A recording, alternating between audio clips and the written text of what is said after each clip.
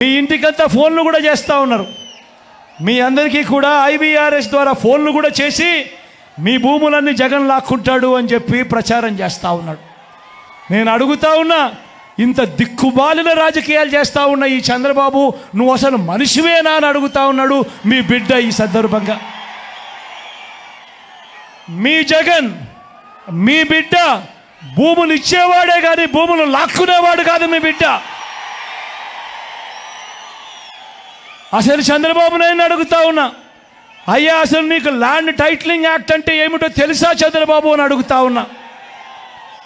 అసలు land titling act అంటేనే దాని అర్థం ఏమిటి అని అంటే, భూముల మీద సంపూర్ణ హక్కులు రైతన్నలకు ఎల్లవేళలా ఉండేట్టుగా ఒక యాక్ట్ చేయడమే, దాన్నే ల్యాండ్ టైటిలింగ్ యాక్ట్ అంటారు చంద్రబాబు. ఫస్ట్ అది తెలుసుకో అని అడుగుతా ఉన్నా. ఇవాళ ఇదే పెద్ద మనిషి చంద్రబాబు నాయుడు గారు చేస్తూ ఉన్న తప్పుడు ప్రచారాలకు ప్రతి ఒక్కరికి తెలిసి ఉండాలి. కాబట్టి ఈరోజు మీ అందరితో కూడా ఒక 2 నిమిషాలు దాని గురించి చెబుతా. ఈ ల్యాండ్ టైటిలింగ్ యాక్ట్ అన్నది రాబోయే రోజుల్లో ఒక పెద్ద సంస్కరణ అవుతుంది.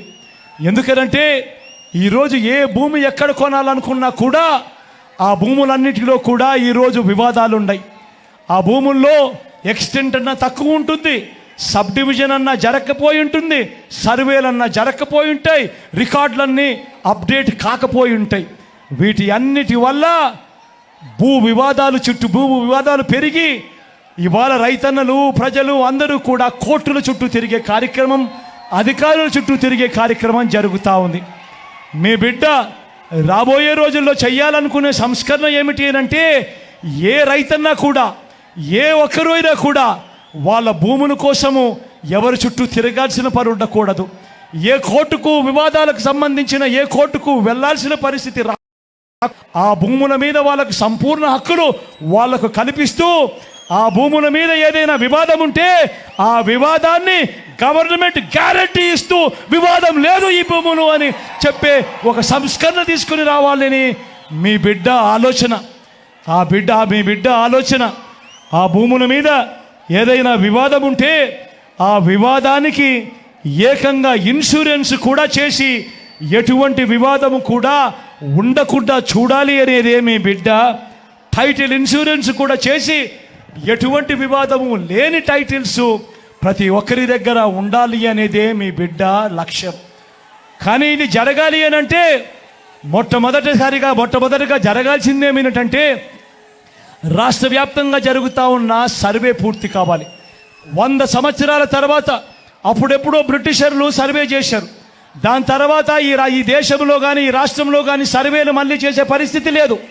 ఈరోజు మొట్టమొదటిసారిగా మీ బిడ్డ గ్రామ సచివాలయాలు తీసుకొని వచ్చి అందులో ఏకంగా 15,000 సర్వేయర్లను కూడా అందులో పెట్టి ఈరోజు మీ బిడ్డ 100 సంవత్సరాల క్రిందట జరిగిన సర్వేను మళ్ళీ మీ బిడ్డ ప్రతి ఎకరాను కూడా సర్వే చేయిస్తూ ఉన్నాడు. రైతుల కోసం సర్వే చేయించడమే కాకుండా వాటికి సంబంధించిన సరిహద్దు రాళ్లను పెట్టిస్తూ ఉన్నాడు, రికార్డులన్నీ అప్డేట్ చేయిస్తూ ఉన్నాడు, సబ్ డివిజన్ చేయిస్తూ ఉన్నాడు.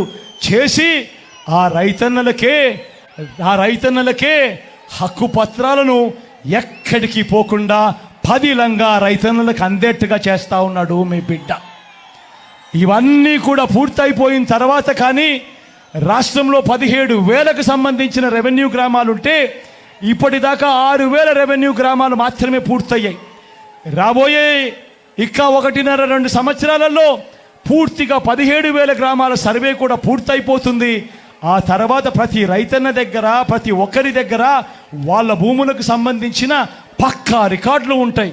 సర్వే చేసిన భూమి ఉంటుంది, సరిహద్దులు పాతిన భూములు ఉంటాయి, రికార్డ్స్ అన్ని అప్డేట్ అయిన భూములు ఉంటాయి, సబ్ డివిజన్ జరిగిన భూములన్నీ కూడా పూర్తి హక్కులతో ఆ రైతన్నులకు, ఆ పేదలకు, వాళ్ళందరికీ కూడా వాళ్ళ దగ్గర ఉంటాయి.